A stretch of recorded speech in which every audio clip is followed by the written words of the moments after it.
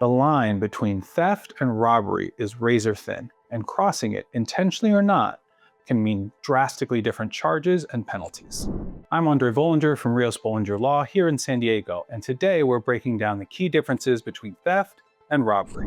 A simple theft charge could just be a slap on the wrist, but add any force or intimidation and you're looking at a felony robbery charge, which could carry serious and drastic consequences. Stick around and I'll walk you through what this means in court and at sentencing. If you're facing charges or need legal guidance, please don't hesitate to reach out. Let's get into it. In California, theft, which is also called larceny, is the taking of someone else's property with the intention to permanently keep it. The key thing here, there is no force involved. Shoplifting, pickpocketing, even taking money for a register without permission, all fall under theft. Now remember, theft charges depend on the value of what's stolen. Petty theft is usually a misdemeanor if the value of whatever is taken is $950 or less. Grand theft is theft when the value is over $950, and that's a felony. So, depending on the circumstances, theft can be charged as a misdemeanor or a felony. But here's where things get serious. The moment force, fear, or intimidation is used, that theft becomes a robbery. And robbery is always a felony in California.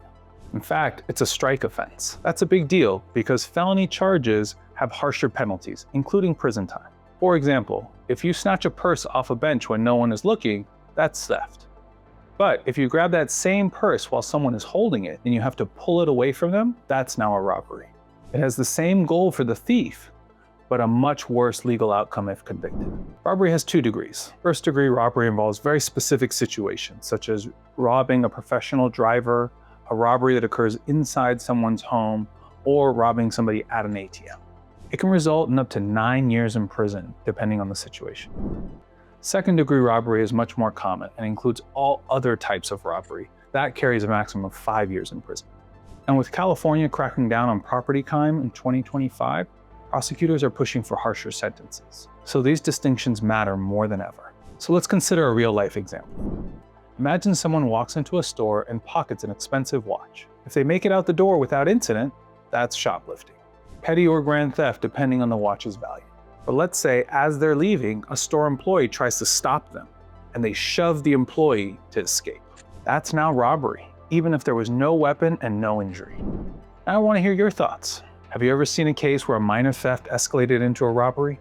So the difference between theft or robbery comes down to force or intimidation being used.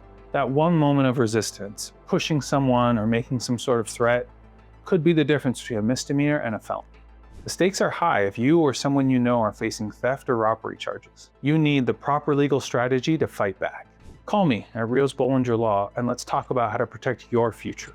Like and follow me for more legal insights and drop your questions in the comments. Take care and see you in the next video.